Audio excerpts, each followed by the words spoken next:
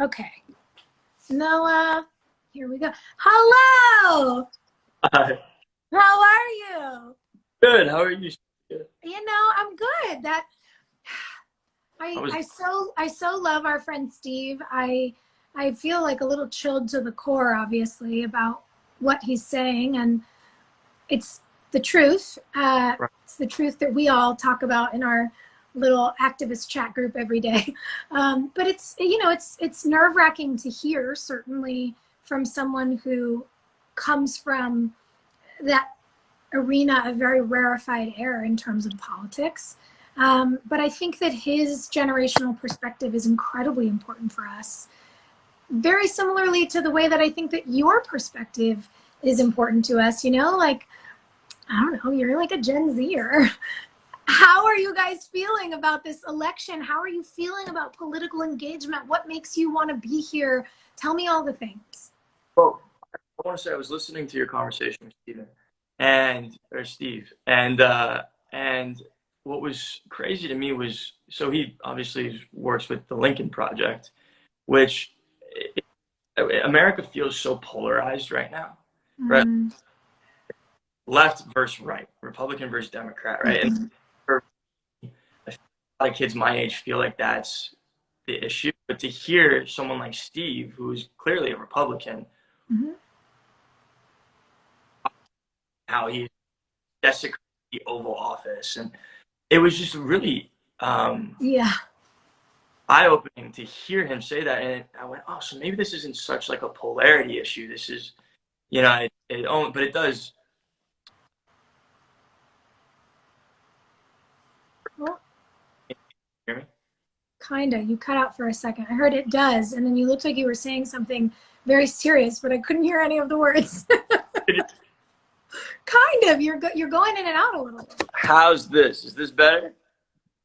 I don't know. What's going on there? What if I hold it? Maybe. Maybe. Can you hear me? Yes, actually, I can now. Okay, so I'll hold it. Okay.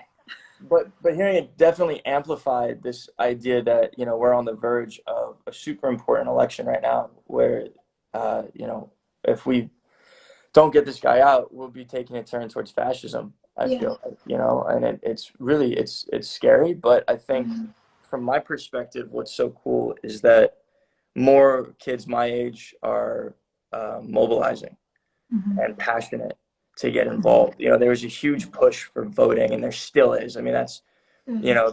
that's really to me the messaging behind getting kids to vote feels like just getting Mhm. kids my age to feel more engaged Yeah. in politics, in their country, in their cities, locally, in their states. Because the truth is, when you start to vote up the ballot, not just in the primaries, but it is obviously imperative that we all vote in the primaries. But when you start to vote locally, you can really see, as you know, Mhm. systemic change. And that's a powerful position to be in. And I just think kids my age, I didn't even know that that was a thing until so recently, Yeah. Sophia. But to understand that, no, like I can change something as simple as, Mhm. the time that school starts at, if I Yes. really wanted to.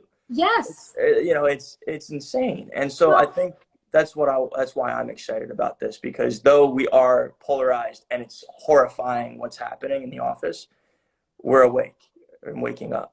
but I love hearing that. And one of the things that I always want to say to younger people who are coming to the table for the first time, who are getting engaged in, civic participation for the first time is if your vote wasn't worth so much, they wouldn't try so hard to convince you that it didn't matter. It's because you're powerful that they don't want you to feel that you are.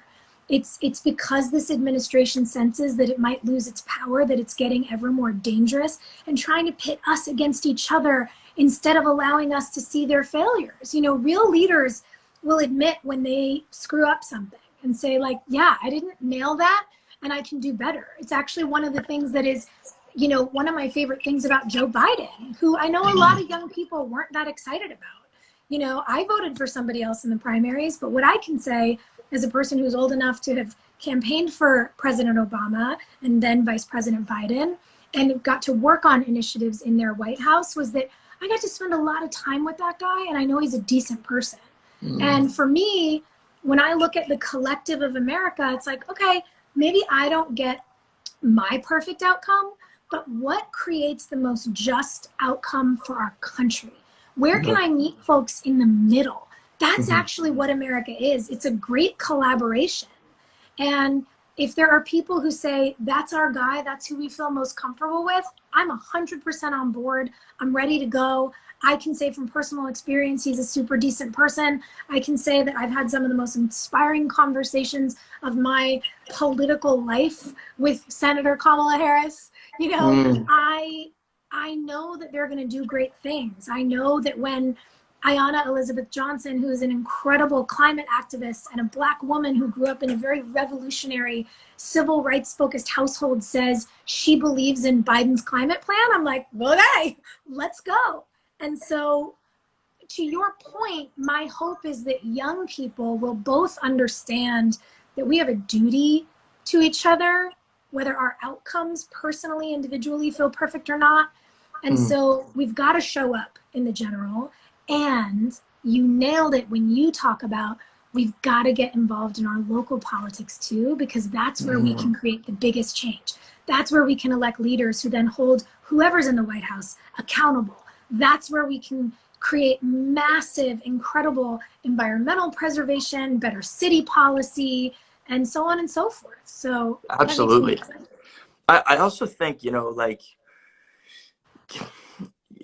with your quote about James Baldwin and his favorite thing about America is the fact that he will be able to criticize it in perpetuity. I'm paraphrasing, of course, you know, always criticizing and becoming better and evolving.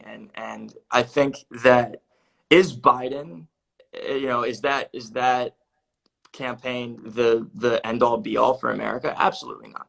You know, I think is it though an extremely necessary step to then move towards the righting of the ship?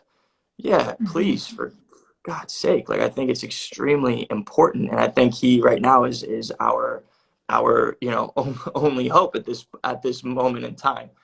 And I also think that the system is extremely antiquated. You know, like the fact that we can't vote by mail in every single state. You know, the fact that but that the president and everyone who works for him vote by mail. It makes no sense. It makes but that's my thing is that, and it's people like to talk about Gen Z like we're lazy. You know, like, oh, Gen Z, they're lazy and they don't care. It's like, no, man, the system doesn't work. That's why, because it needs to be better. Maybe it works, but it's working at such a tiny bandwidth. Yeah. You know, it's like we're using dial-up still. And like, for Christ's sake, we have 5G. We got LTE, you know what I'm saying? So why haven't we upgraded? Yeah. Yes. So it feels to me like Gen Zers in particular, like your generation was essentially born with a smartphone in hand, right? Yeah. You've been on the internet and social media for as long as you can remember. And to me, what I see as being so inspiring is actually your propensity for innovation. I feel that too, you know, like I'm still a millennial. I love tech. I love new ideas. I love efficiency. I love getting rid of redundancy and waste and all these things. And to your point, I think when you guys are like, what's the deal with voting? It's because you see how stupid and old the procedure is. It's like other countries, you're just automatically registered to vote. Other countries, you get a fine if you don't vote. Other countries, you can vote by mail. It's not that we can't, it's not that it's dangerous. It's that there are people who know they maintain power by keeping the system being archaic. So they want to slow it down. And I think that so many people who are your age are just going, yo, everything we do works better than this. So why can't this work as well as everything else we use every day, right? I can order food in 30 seconds from across town by pressing 4 buttons. If I just want to reorder, it's 3. You know what I mean? How is it that this system for voting is way more important than me getting food delivered? Is not up to date with that. I'm sorry. And there's a massive void here in what needs to be done. I agree with you so much, Sophia. And it's not just with voting. You know, like we're still doing the nasal swab where they're shoving something into our brain to test if we have COVID-19. I'm in Vancouver right now. I'm working and I've had to quarantine for the last 2 weeks, and I just got a different test where they just it's such a it's non-invasive. It's such a simple test that they rub around both nostrils, and then you get tested and you have your results. And it's like, why in America, if America is supposed to be this incredible leader, are we not advanced even like when it comes to something like this pandemic? I mean, that's a whole nother conversation, is the way that this pandemic was handled. That's a whole other thing. But Yeah. I think it's important to ask these questions. I think it's important to demand progress. And I think, to your point about you explaining kind of, how you feel about the landscape and the general election, it's really important to acknowledge what our actual options are and then work inside the systems to make it better. Because the last thing I want is to hear people complain about how they don't like the system, they don't like the two-party system, they don't like this, they don't like that, and so then they don't show up. And I'm like, no, if you don't participate, you literally lose the right. You need to part. Right. It's like, no. You don't like it, you have to do something about it. And right now, you're not going to change the system. Like, I'm not going to change the system by saying, oh, it's archaic and you should be able to do it on your phone. No. That's not going to change it. What's going to change it is me requesting an absentee ballot, is me going in and voting early because you can vote early. And then taking more chances and more charge and more opportunities in local government to change those things. 100%. But first, we got to mobilize. And, like, the only reason... by the way, say hi to Jordan for me. Hi, Jordan. I know Jordan's here. He's like, you guys need to remind people to sign up at radicalnationalchallenge.org. There's your reminder. Radicalnationalchallenge.org. Do it. You're Go in my right now. pod. Yeah. He's been in the pod for a long time. Yeah, I feel more special that you let me into your pod. You have kids. Like, if you guys don't want to type in a website, you can just go to my story. Any of the 4 pictures that have radical on them, whether it's Patrisse Cullors or Martin Luther King or whoever's up there, you can just swipe up and then go there. I'm donating $20 every single time Trump says the word radical tonight. You can too. You totally should. Yes. So we should tell people, speaking of radicalnationalchallenge.org, us even having this conversation, I'm sure people on the internet are like, how do you guys know each other? They're like going on IMDb, like, are you doing a project together? Not yet, but who knows. But Noah and I got connected and became friends thanks to a really amazing organization called Defeat by Tweet. We all know, to Steve's point, to my point, to your point, to probably the point of everybody watching this, that Donald Trump is an incredibly hateful person. He is a fearmonger. He tweets very racist and misogynistic things all the time. He's just like not cool. And what we did, speaking of new ideas, innovation, Gen Z tech, was we thought, we should do something with this. So Defeat by Tweet is an organization. You can sign up literally if you have 50 cents a month or $5 a month, whatever you want, you set your limit.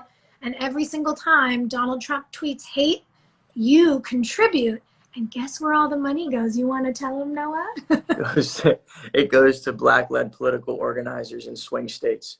Where it really matters, your money is going to help convert votes and get new voters in to vote him the fuck out of office. Excuse my French. I call him the occupant. He must go. The occupant. The occupant. Steve Schmidt said something a while back. He said he is unfit to sit behind the Resolute desk. And I went, whoa. And so I think about that once a day. I'm like, the occupant just sitting behind the desk. He doesn't deserve to be there.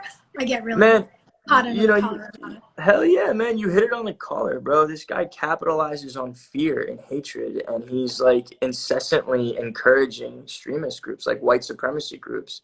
And he's honestly trolling the rest of us who haven't decided to get involved yet. So that's what Defeat by Tweet is it's a troll back in his face. Like, all right, bro, you want to be racist, you want to be a bigot, you want to talk shit, you want to say all these horrible things, you want to incite a 17-year-old to go shoot people at a peaceful protest who was sitting in your front row at a rally.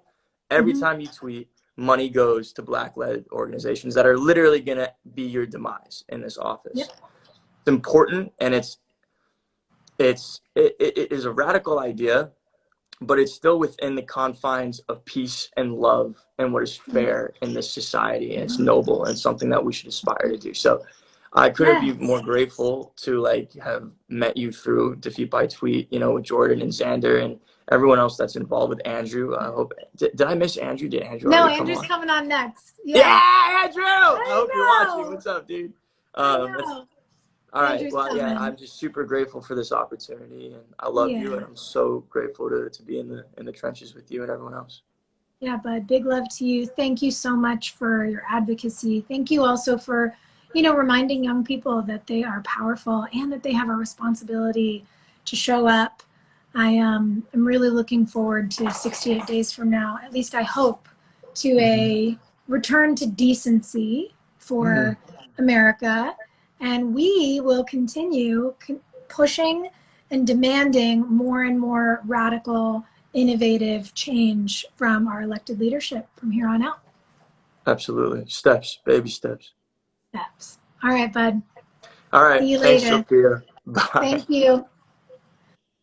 Okay, everybody. Now